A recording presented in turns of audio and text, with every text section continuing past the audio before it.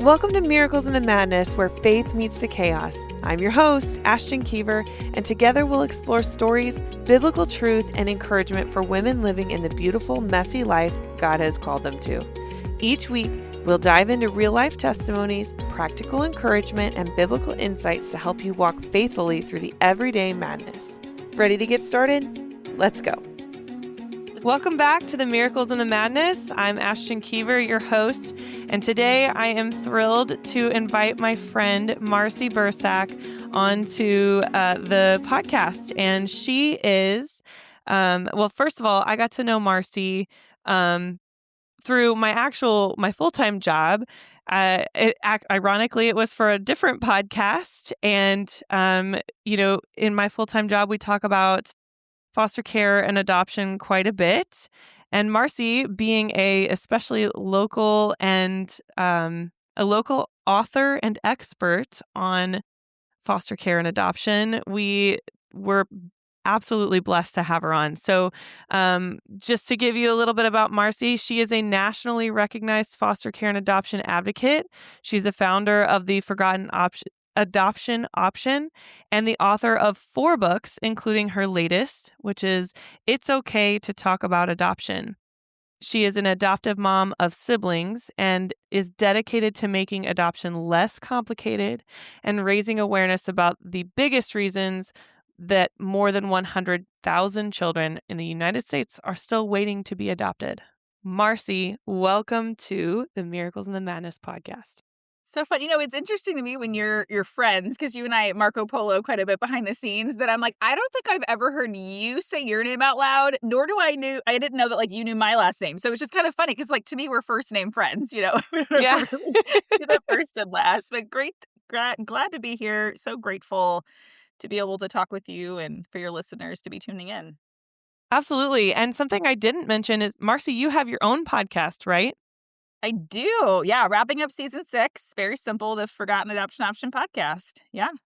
That's awesome.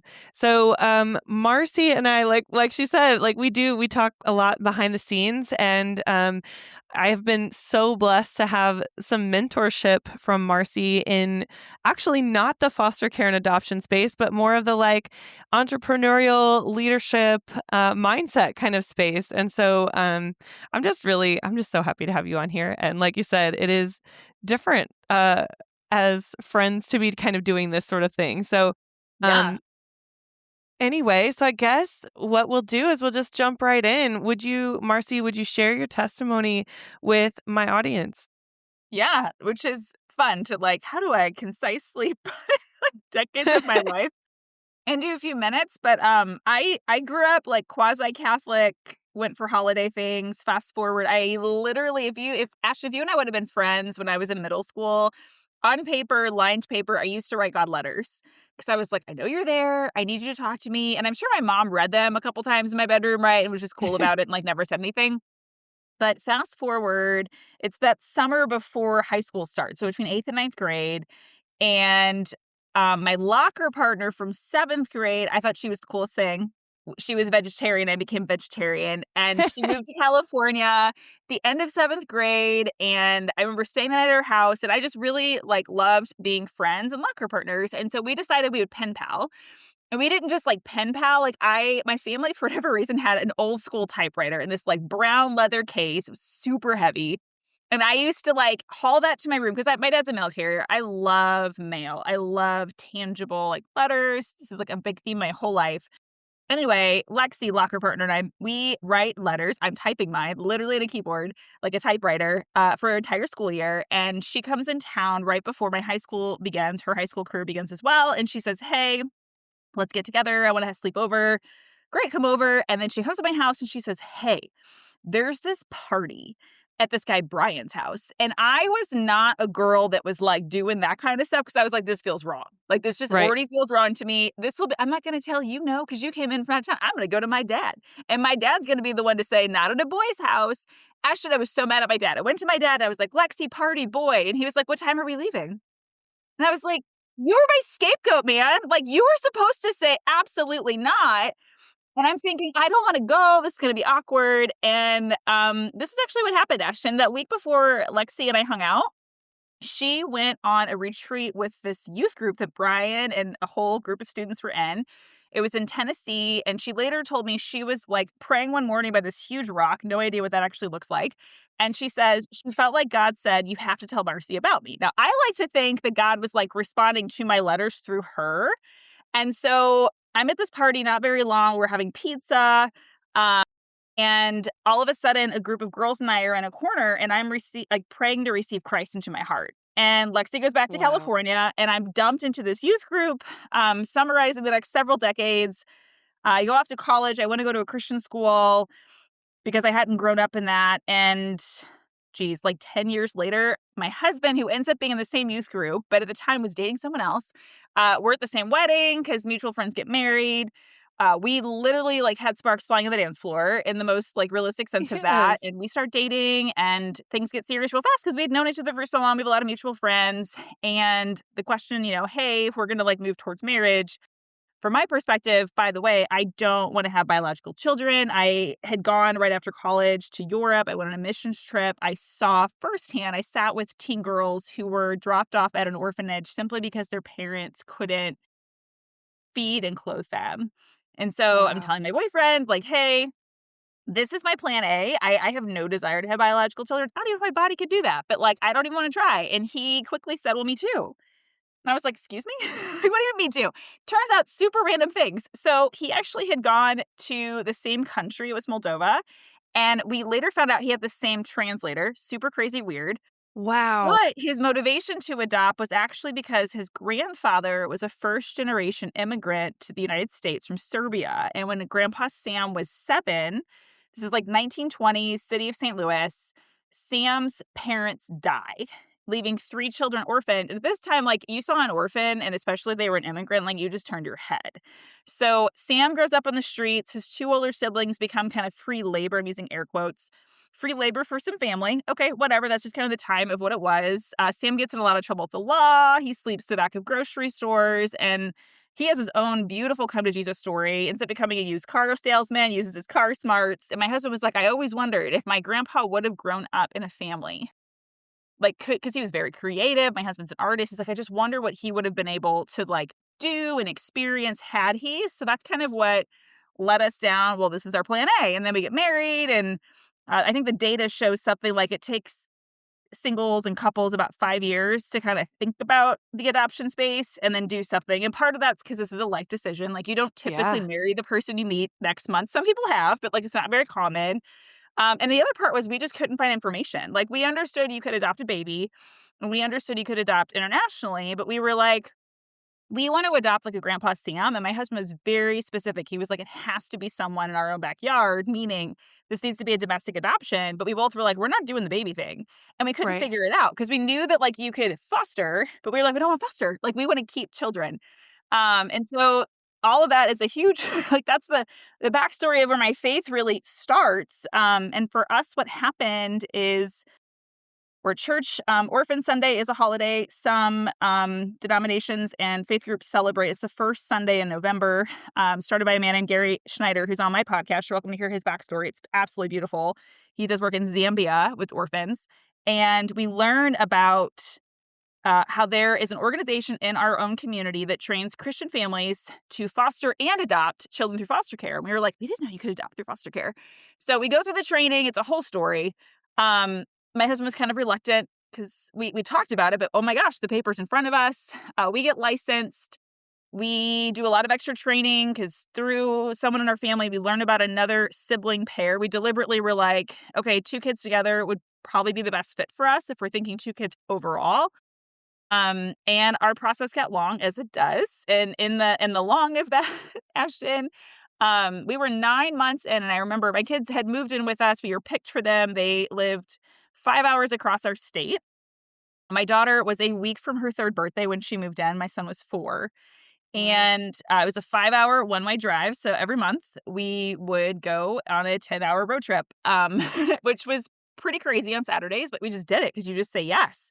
Right. That's a And lot. all of that really kind of came to a head 9 months in. I remember putting my kids to bed. I closed my bedroom door and I'm just on the floor in my bathroom in a puddle of tears and the emotional strain of like, hi, God, do you remember that like when we said yes to these kids, we were told it was going to be 4 months and then we could start ironing out the legal stuff. And here we are at 9, and there's all these crazy ideas coming up of they might go back to their bio family, or this random person's coming out and, hey, you actually, we might have made a mistake. They probably should be living closer. And we're like, right, but you didn't have anyone in the family, anyone in the city, anyone in that county. And so we're finding ourselves being like, we will drive more, like whatever you need. And I'm just on my bathroom floor, I think just emotionally done, right? Like, I love these kids as my own, but seriously, God, like, can we stop the burden, please? And Yeah. I felt the Holy Spirit in the middle of my distress, just say to me, this isn't about you. And I was a Oh, little mad that that's what I heard, because I thought, and I remember saying to it, like, excuse me. And it very clearly said, this is not about you. And I was mad, Ashton, because I was the one holding all the emotions of this. Like, what do you mean it's not about me? So that really kicked off the ministry that I started during the pandemic. I have a day job in tech. We had been teaching families in our living room. We started blogging about this journey. It wasn't like, here's the kids. It was really, as a like adoptive parent, this is what it takes. This is what we're going through. This is what we're thinking about. And people just didn't know, just like we didn't know. And so it started with a book um, that I published called The Forgotten Adoption Option, which then became an organization and a podcast and all of that. And now, actually, we just debuted our 5th book, which is a graphic novel called Ready or Not. So it's interesting because I really just said yes to writing a book of, okay, if we can't make the process move faster, then God, like, we know you're deliberate in timing. We know that delays are not like worthless things. Like, there are reasons why things stall. There are reasons why mhm. things take forever. Like when Pharaoh kept saying no, it wasn't an accident that any of that happened. So I think I'm still in the middle of my testimony, Ashton. I don't know where it's going next. I just try to say yes to what I'm asked to do, and trust that when the Holy Spirit needs to just be honest with me, I will hear that even if I don't want to, and I'll say yes to the next thing I'm asked to do. Yeah. So, man, like, how long did it end up being before you finally got to adopt them then? Okay, so if I would have known in the moment, I have talked to many families I've coached, like, if you knew what you know now, many of us say we never would have done this. So I'm just gonna be really candid, listeners. If you're thinking, "Oh, I thought about doing that," it's long and it's strenuous and it requires a lot of grit. So a lot of my work is about teaching you how to be kind and patient and endure.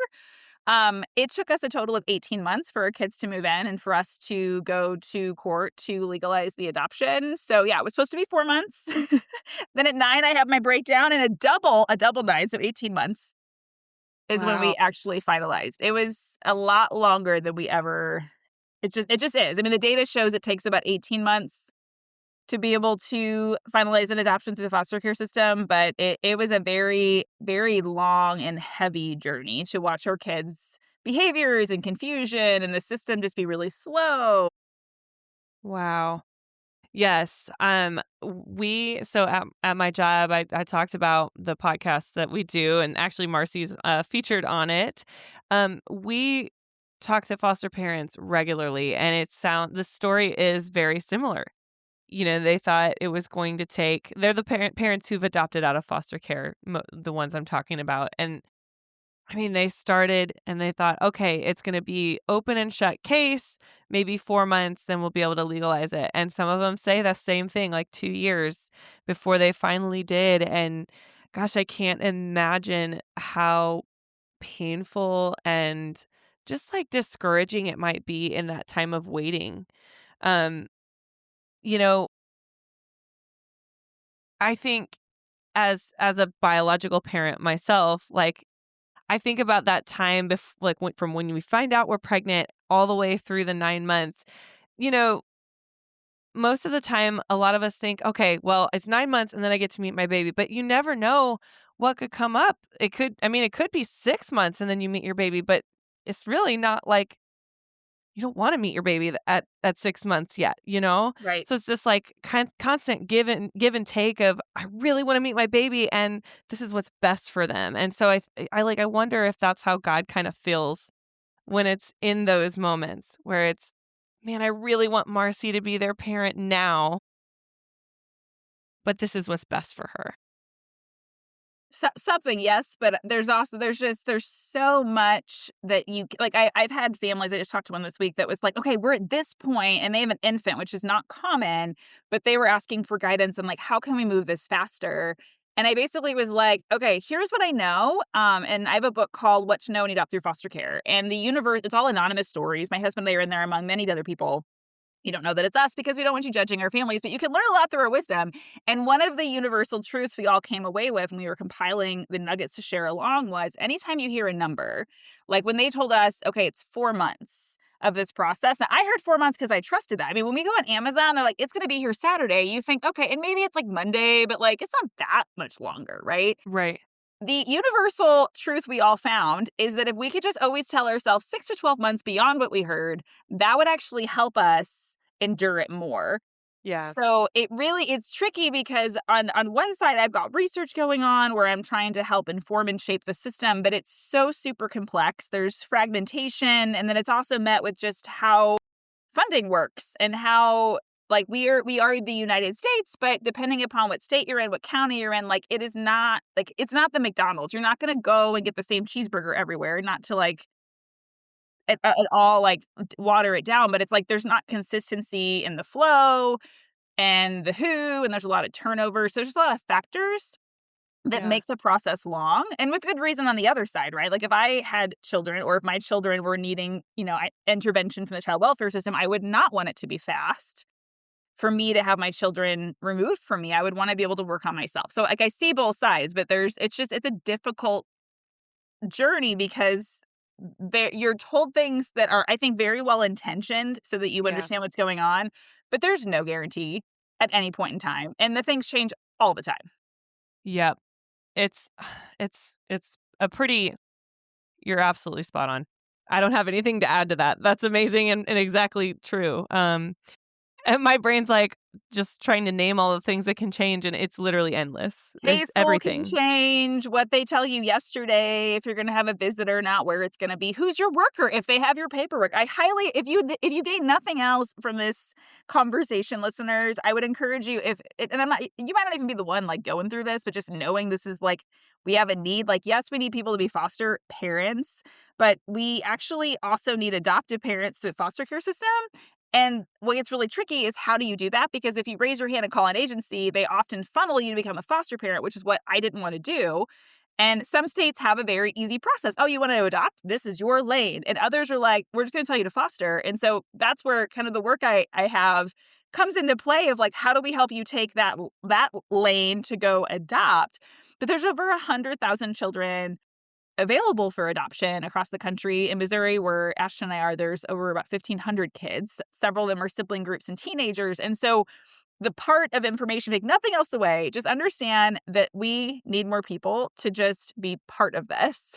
And it doesn't mean you have to adopt. It just means please help echo and advocate for them, whether that means at your workplace, you say, please help us have adoption leave, because all what they call in the HR, the human resources world, like all family forming pathways should have equal support. Or if you're a teacher, like understand that there are likely, the data shows us that 1 out of every 25 families with kids, so i.e. 1 out of every students in a classroom is adopted. And I have curriculum on that teachers can use to bring that kind of awareness into the classroom, because it shapes how we show up. It shapes how we're kind and loving and caring and empathetic, and understand that like we have differences, but we also have a lot of similarities among different family types. Yeah. So Marcy, one thing that I talk about quite a bit on my podcast is the importance of community and fellowship in growing your faith, and kind of just even as a parent, having people you can rely on. If I'm having a bad day, I want to be able to have somebody to talk to. Like, of course, I'm talking to God about it, but I like to say sometimes you need somebody with skin on to talk to about what you're going through, to know like, I'm not the only one that's going through this. And so community, I think, is a huge thing for mothers, but also just any Christian who's trying to grow in their faith. They say that you become the 5 people you spend the most time with. So I'm not saying that you have to spend time with only and exclusively Christians, but if the majority is Christians, and their goal is to grow in their faith, you're also going to want, most likely, to grow in your faith. And so, that being said, it almost sounds like you're kind of building a community of people needing help through this adoption process. And like, what's the role that community plays in that aspect as well? Yeah, and it's different. Yes, there's certainly community. I mean, I'm thinking for my own journey in this space, like I had two different women in my life that had already traveled down this path, that they were a cell phone text and call away. So it was midnight and like things would happen or we'd have different situations come up because you're almost always hotlined for something weird and you just have to remain calm. I could call them and I could candidly be like, this is hard. What do I do? Or I don't know what to do about this. That's a huge component of it. But it's really interesting when you mentioned earlier about kind of the 9-month journey of a pregnancy. Another parallel, which to me is also really fascinating, how God was like, at 9 months, you're going to have a breaking point. And I was like, but I should be packing a bag for a hospital visit, Lord. Like, that's what my friends that are having biological children are doing. So it's like a really Yeah. interesting parallel. And then when you think about 18 months, it's like, I did have 2 kids, and that would be 2 pregnancies. That's kind of interesting. But there's all these other pieces of, okay, so then like community. This has been like a really interesting question that I've been trying to like better understand and empathize with the families that I coach, because one of the most common things I'm in a very digitally serving way, right? So Ashton and I communicate on Marco Polo. I'm coaching families across the country. So sometimes they're voice memos, sometimes they're Zoom calls, but it's not very frequently face to face. I'm not like holding groups of people in a room, right, and hosting them. And one of the most interesting things that I've learned is I have a small, a couple hundred people Facebook community. And somebody was like, "Oh, you should bring us all together because we could support each other. There's really big groups that do this online. That could work for you, Marcy." And I put a little bit of energy into it. And a mentor told me, like, go where the energy is. And I found that while people are like, "I love the work you do. I'm going to like your group or join it," they don't want to talk about this in a group. And for the longest time, I was like, I'm trying to help y'all be efficient because, like, there are people in this room that have done things that I haven't done or know things. And then that's what became the book. It's What to Know When You Adopt Through Foster Care, because I was, Ashton would say, I'm interested in adopting teenagers. I'm like, I didn't do that. And I would connect Ashton to some other family that I knew, and you guys would talk through the real stuff, right? Yeah. And so it was like, well, what if Ashton doesn't want to tell me that? Like, what if I don't know that you're needing this information or guidance? So we anonymize it and give it to everyone. And what I learned of this Facebook community is it's similar. I have not had biological children, but maybe you remember this, Ashton, for your own journey. Like that first trimester, you're excited and that like your significant other knows, and you're kind of your trust group, your circle, right? Like maybe some parents, that kind of thing. But that is it. Like you tell them, like, you don't say anything because you just don't know. And like, I want to be the one to tell. And that's really where this work is similar to the first trimester. It's private. And so people reach out to me, direct message. All my my social platforms are public on purpose because people are going, I don't want to tell everyone this right now. Like, I know that you've been there. I'd like information, please. But like, I don't necessarily want to be in a group setting where maybe someone's going to judge me because there's just so much emotion. Ashton, like, there's parts that aren't happy in this space that are rough, right? And you don't necessarily want to air that where someone's going to like find it later on social and, kind of feel judgy. And so it's an interesting parallel. Yeah. But I'll say a lot of in this space, yes, there are community closets and really wonderful programs that are more public facing. But I think when you're in the thick of the journey, a lot of it is pockets. And there's some great faith communities that are doing this. And it's okay to talk about adoption. My friend Ryan is at a church in St. Louis where they shaped different flavors in different churches, small group, life group, whatever you want to call it. They have one because they noticed a lot of their families were in the foster and adoption care community.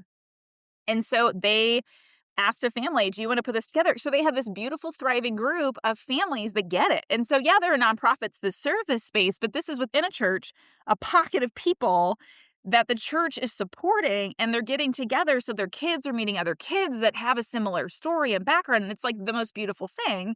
But my friend Ryan, who writes about this in the book, shares in his own journey, he was adopted, and he's also an adoptive dad. So like he gets it. And I think those are beautiful, more group-driven community pieces. But I think a lot of the community in this space, Ashton, is similar to your podcast. It's like a one-on-one conversation of like, hi, I need you to just be real raw and tell me the answer to this thing. Or I need to vent to you. that this is really hard right now. And a lot of that work is done very quietly offline, or at least in Yeah. like a public online version. Yeah. So, how do you think your faith has played a role in the work that you've done with the forgotten adoption option? You've talked a little bit about how, that 9-month breakdown when you were like, "Come on, God! Like, I thought we were going to be doing something else by now." Have you had any other kind of question mark moments as you've continued to say yes and be obedient to where you feel God's calling you in this journey?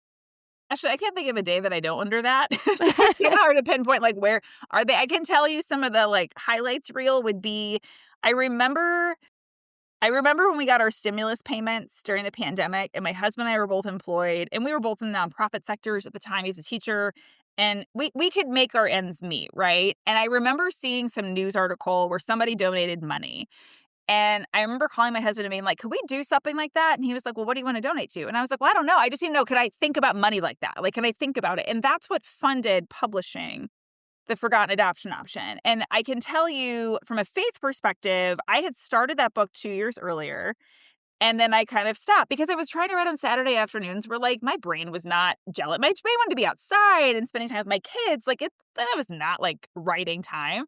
And I had wonderful women in my life. One was an author, wrote a parenting book, and it was like the month of, I think it was like June or July, the pandemic kind of first summer, and my husband and I are on this parenting Bible study early with her, and I say, "Hey, Sandy, like, I know you're an author. Who's your publisher?" And Ashton, she did not answer my question.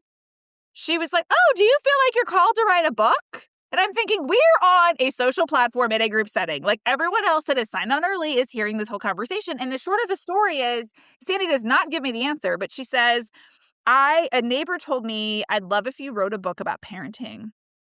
I love how you're raising your kids." And Sandy goes back home and she's like elated and starts writing. And similar to my story, she puts it back on the bookshelf.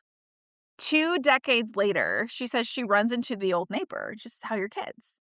And the lady explains how not so great the kids were doing as adults. And Sandy thought, okay, not that I was responsible for that. Like, I'm not guilty of something, but what if I could have done something that could have changed that?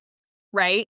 So I Yeah. get off the Bible study going, all right, Sandy, I hear you. You're saying finish the book. And so that was like just seeing that step, which if any of us have played the board game Life, there's this tile that says like you wrote a book.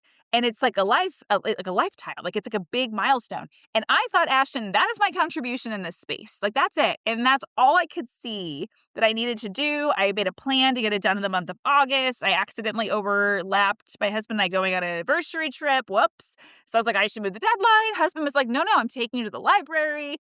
I finished the manuscript 25 days later. So like it got done early, super awesome. I thought I did it. I did this like huge thing people always say they want to do, and I actually did it. And then Ashton, I remember the boxes of books arriving from my publisher.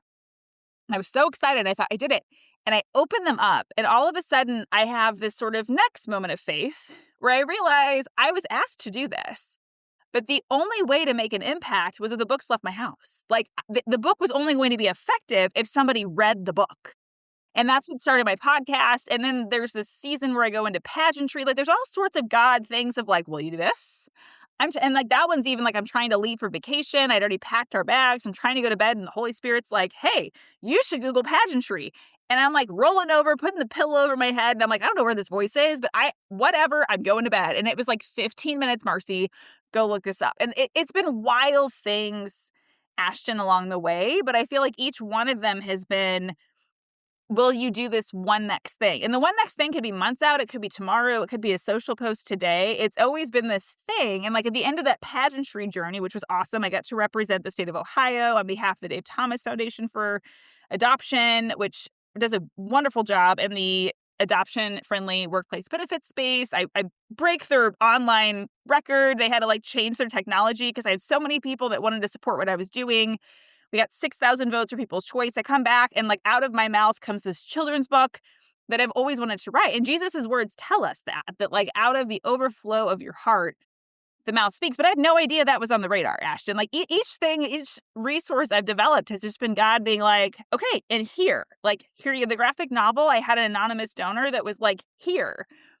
And then it was, what do I do with this? And it was like, well, if the children's book is doing well in elementary school spaces, we're not serving middle school and high school. And then doing research and realizing I don't want to write 2 books. Like, I know what it's like to steward a book. And realizing and learning, I got to meet several wonderful librarians and other experts that were like, graphic novels, this is the jam. And then I got to meet lots of teens and talk to my own in that age group that are like, oh yeah, mom, these are my favorites. And so I think each step, Ashton, has been faith of just that nudge of like, you can do this. But on the other side of that, and I know I've talked to you a little about this offline, is the boundary of it too. Because when you're asked to do something, the ideas flood. There's many ways to do it. And so I have this exercise with myself where I make like a T on a piece of paper, a giant T, fold it in half vertically. And I write all the things I can do on the left side. And my commitment to myself is I'm only allowed to take 1, 2, or 3 and put them on the right side. And those are the things I say, I'm going to do this. And so I know that I have ideas that will never transpire. And to me, I love knowing that, because if I know that I leave things behind, that means I can actually finish something I'm asked to do. Because there's not enough of me to do all of it. And ideas are wonderful, beautiful blessings. But sometimes it's being like, if I can only prioritize of all these things on my heart, what's like the one thing I can do that's actually going to be meaningful? Yes, and I have definitely taken your advice to use that a few times. I probably should do it more often. I would say my toxic trait is saying yes to too many things and then complaining later that I don't have time for myself. Um, and I say that knowing full well, if my husband listens to this, he's going to go, at least she admits it. Um, but I love hearing about that obedience in the next step, because I think sometimes we get so hung up on, but I can't see 10 steps down the road. And because I can't see 10 steps down the road, I'm afraid to take this first step, because what if 10 steps down the road, it's something scary? Mm-hmm. But I believe in a good God. And so if it's part of his plan, there may be some scary, but at the end of all of it, it will be good. So, how did you get to a place where you were so willing to say yes and be obedient? How did you learn to trust God like that? Well, it's funny as you say this out loud, because I'm thinking, have we all ever thought about like Noah and all the, I don't know where he purchases wood. I don't know how close he lived to his neighbors, but I would imagine if my neighbor had stuff like that in his backyard and that thing was as big as we think it is, which I've been to the Ark Encounter in Kentucky. Like, I think I'd be like, what is this guy doing? He had no idea. He had no idea what he was doing. Like, he knew how to build the thing. Um, I know. I think that same voice, Ashton, that I heard in my bathroom, I hear that voice a lot. And they're not long paragraphs. Like, they're never long paragraphs. I'm like realizing this as I'm talking out loud. Like, I'm thinking the night that I was asked to look up pageantry, to me, there was this, maybe this is like the pinnacle point of just hearing that voice with discernment, is I remember stepping into pageantry. I think I had like 6 weeks to like get ready to compete. And I'm talking to the like state director. And at this point, I don't think Zoom is quite a thing yet. And so it's a phone call. And she explains to me swimsuits, and she explains to me 5-inch heels. And I can feel my mouth dropping, and I can feel my eyes getting big, like, what? This is not, I did not hear those details, Lord, when you told me to look into this. When I hang up the phone and my husband looks at me and I give him the recap, and he was like, so go buy the shoes. And I was like, what? He was like, you have to do the job. Like, you've been called to do this. So you need the wardrobe. Just go do it. Which, by the way, folks, you can get these 5-inch heels on like Walmart.com for $100, or at least you could a few years ago. That was like a whole thing. But what I started hearing very specifically, at the time, I had a treadmill in my bedroom, and for the pandemic, right, where we can't really go public spaces. So that became like a walking desk and all these other things. And pageantry, it was interesting. They had like, as you approach nationals, there was this like daily, you need to post on Facebook, or not Facebook, you post on social media, and here's the theme. And I didn't know that when I signed up, but it was a long list. Like, if anyone handles like social media content for like a brand, like it was like, and for the next 10 to 14 days, here are your topics. And you kind of needed to do them if you kind of wanted to like have a shot at maybe, getting in the top whatever. So I placed in the top 12. And so it was sort of like, well, I didn't know this was part of the job. And I remember kind of feeling overwhelmed, but very quickly the Holy Spirit intervening and saying, just do what's needed tomorrow. Like, just start thinking about tomorrow and just get this next thing done. So I just kept looking one post at a time, which kind of sounds silly for those that batch things and do, but like that's really how I do this space. I get teased a little bit because I am very pencil and paper heavy. I learned recently Pilot Pen because they've been very generous to my work. They actually make mechanical pencils. I have a physical planner. I limit myself to a 4x6 index card or whatever, 3x5, whatever this thing is. The small regular index card. It's white and it's blank. And if I have more ideas than I can put on one side, and I can write kind of small sometimes, I'm not allowed to add them.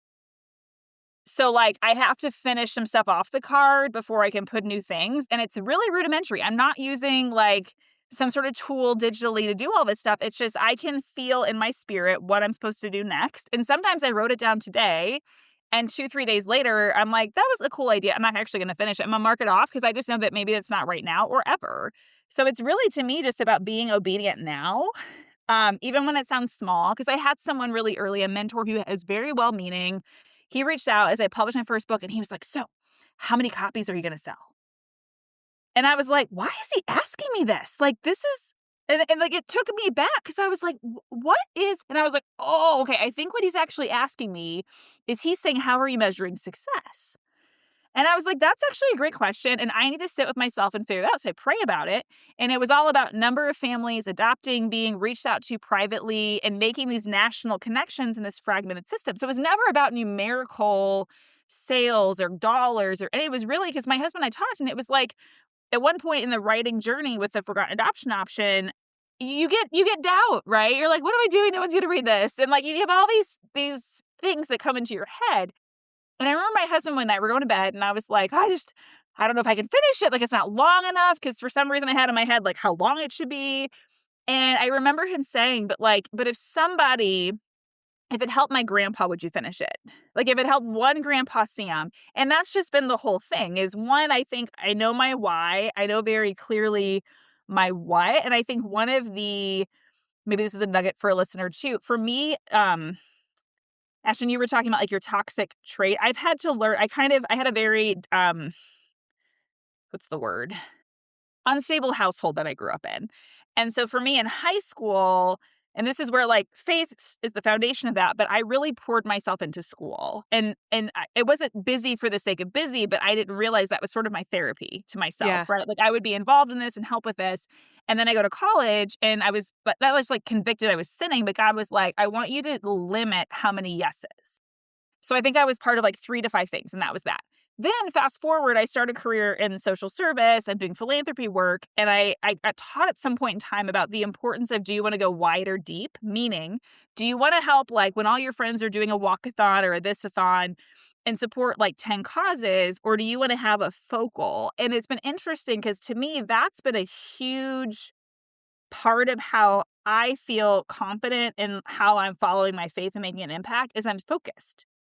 So I say no to things that are kind of not aligned, or I can't put it on my plate because I know my time, like for instance, I think you and I scheduled this interview because I was like, Ashton, I can't meet before this because I need to block it to really steward my graphic novel coming out. Mm-hmm. Mm-hmm. And so it's just being aware of like, okay, I need to protect my time, and people get it. Like communicating and saying, this is why I'd love to, but maybe a couple months from now, like it's just part of that journey. And I think some of that's just being obedient to where I feel the next thing. Like if I know right now my focus is X, when I'm asked to do Y, it's easy to say, well, my season right now is this. And if I don't want to burn out. That's also really important to me. This is not my day job. I never intend for it to be. And so I don't want it to lose its fervor and excitement because it feels like a job. I want it to feel like ministry and to feel like I'm actually contributing.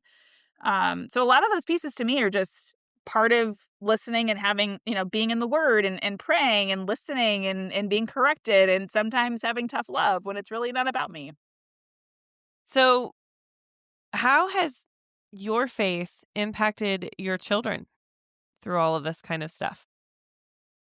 That's an interesting question. How has my faith impacted my children through all of this stuff? Well, I would say, so my husband and I often have this discussion of like, how would their lives be different if they weren't with us? And that would be like anything from they could have picked, there were 10 families that applied for our kids. So they could have, we don't know who they were, but there's 9 other families, right? And then we don't know what living with their biological family could have been like, right? So it bare minimum, we know that like, okay, they're growing up in a Christian household, whatever that means. We are not perfect people, but we try to be growing in our faith. We have different, icebreaker questions and devotionals, things like that we've done.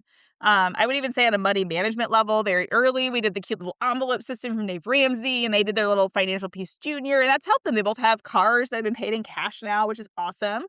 Um, but I think what's been really, really interesting, Ashton, when I think about specific to the forgotten adoption option, my kids they're gifted very differently and uniquely.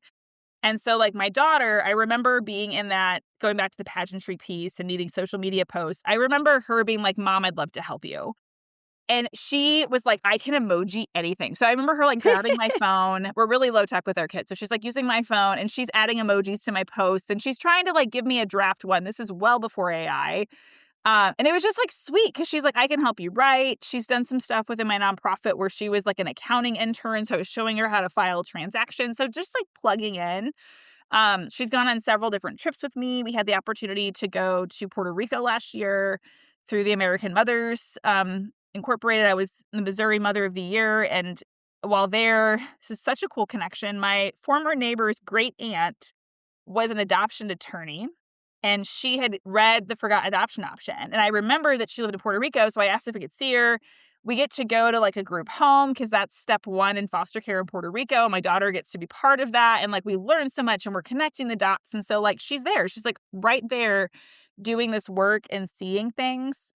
And it's beautiful, but it's also hard at times, which I'll come back to that in a second. My son on the other side, he is very compassionate. And so I remember when I wrote the forgotten adoption option as an author, typically, you put your face on the back of the book, but I was like, this isn't really my face. Could I do, like, we had just had our first public family photo from our adoption day. So I went to my kids and was like, would you consent? And it's like so little, it's like an inch, by an inch square. And I remember asking them both, like, could I use our photo on the back? Because I think that would give people an example. And I remember my son, he could not have been, it had to be somewhere in elementary school. And when I proposed the question, Ashton, I remember him saying to me, Mom, do you think that if my photo is used, that somebody else might go say yes to a kid because I'm on that? And I said, yeah, I do. Because I think when they can see just that we're a family and they could be a family too. And he was like, then you should put my photo on there. And so like, it's been just so sweet and tender in those moments. My kids have weighed in on the illustrations for both my children's and my graphic novel now. And my husband's an art teacher. So he's more of like art director. Because people are like, oh, is he your illustrator? No, he's not. That's not his art form. But there's those beautiful pieces with their faith and being part of this work, Ashton. But then there's like the reality, more modern day as they're teenagers.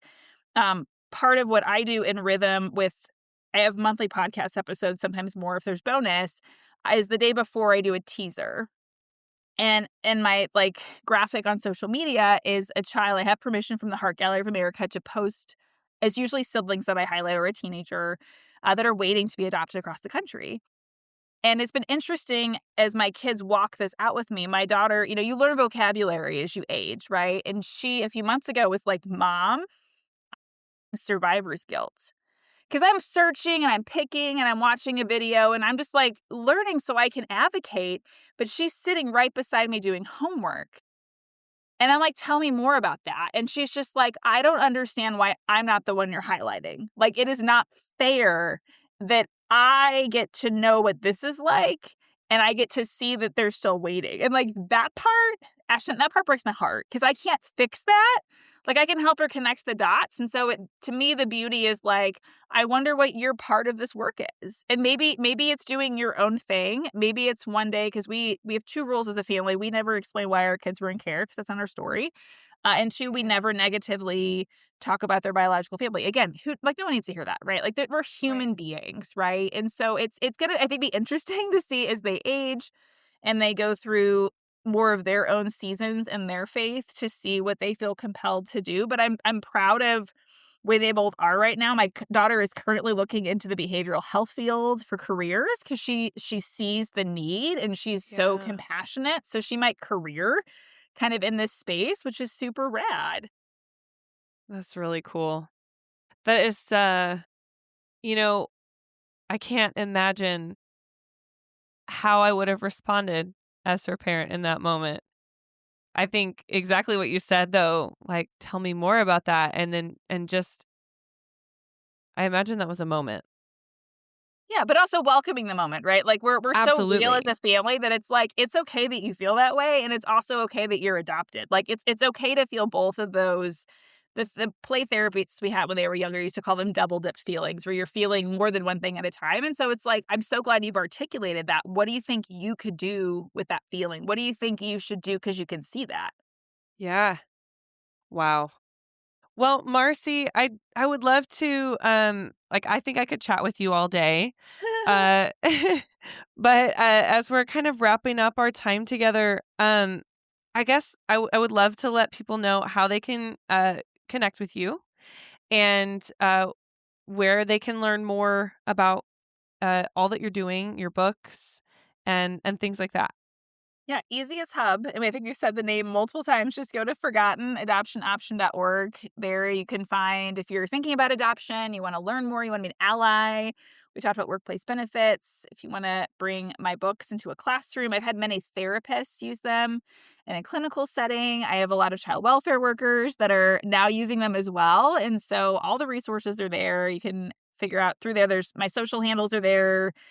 Sending me a message. The website is there. I'm super like you can figure it all out. It's all right there and hopefully super easily organized. I have a lot of really wonderful volunteers in my life that help me refine things and make it easier and easier. And hopefully, yeah, you can get started. I just had a woman in Arkansas the past couple days who reached out because I used to meet one-on-one for an hour with families and kind of give education around here's what the foster care adoption process is. And I loved that work, but a wise man in my life was like, how do we scale this so you don't burn out? And this was like year one of my Right. work. And so I eventually, I think it's been about a year, I developed a course called Foster Care Adoption Simplified.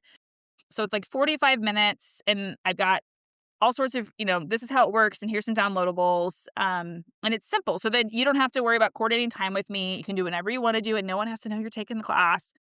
And I was messaging a woman in Arkansas because she also wanted to get the forgotten adoption option and then what to know when you adopt through foster care. And so I messaged her, was like, oh, my platform didn't like share your address. I can see your city and state, but I don't know what happened. And it was really interesting. She said, I want to let you know you're exactly what I've been searching for. And she's like, these resources, I am so excited to land on them. I'm so glad to be able to have them. And it was so funny, actually. I said to her, I said, well, tell me, how did you find them? And she said, well, I went on my podcast platform and I searched for adoption podcasts. And so to me, I'm just like so encouraged because I'm like, okay, I'm just being obedient and bringing, resources to people and they're able to find them. And I'm learning so much in the process. I'm learning because I have wonderful people in my life that are like, this is my skill set. Use me, please. Like, how can I help you with that? And so it's an incredible gift to be on the side of hearing. I don't always get to hear from all the people that I'm impacting, but it's been also incredible to date. I know that I have taught over 12,000 families across the country how to navigate this process. Because it takes about 18 months or 2 years, the families I coach, it takes time. I just had one woman finalize the adoption of her elementary school daughter this month, which is amazing.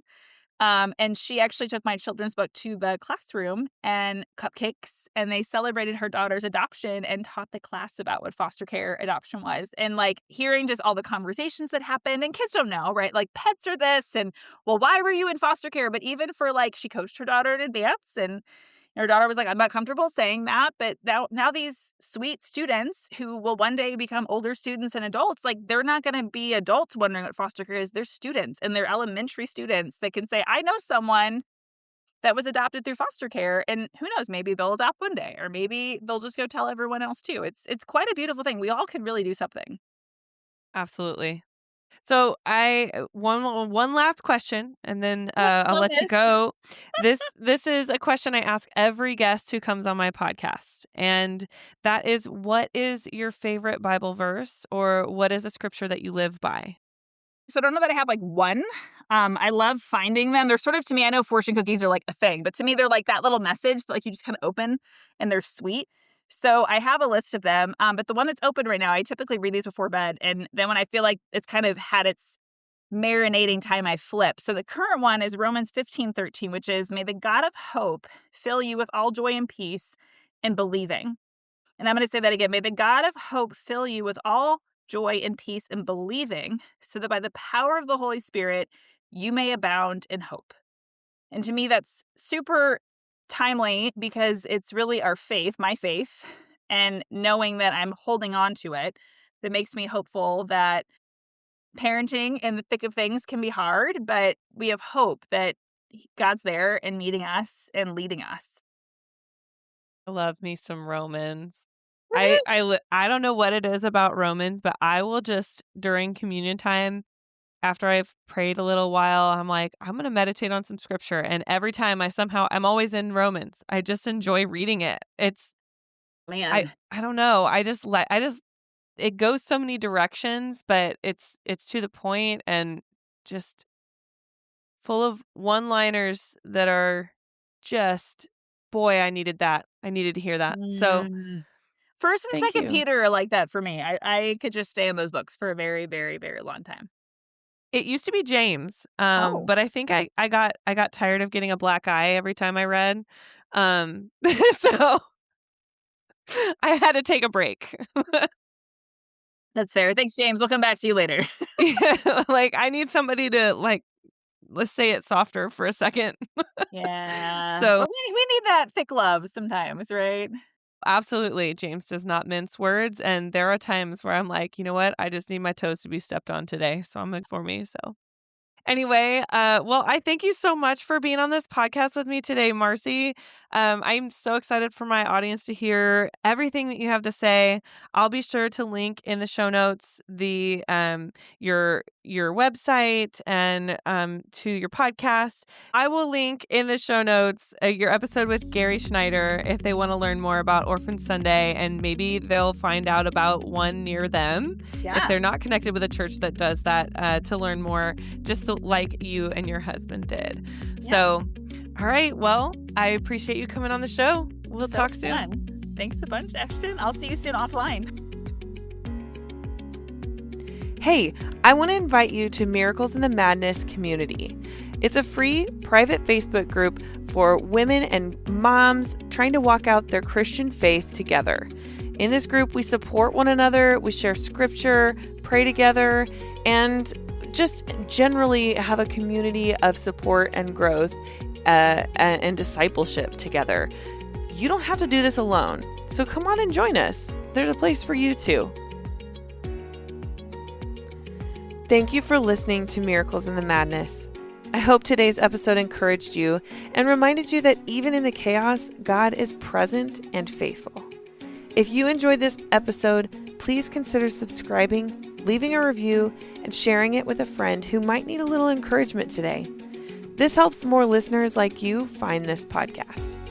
You can connect with me and find devotionals, resources, and faith-filled tools to support your walk with God at ashtonkiever.com.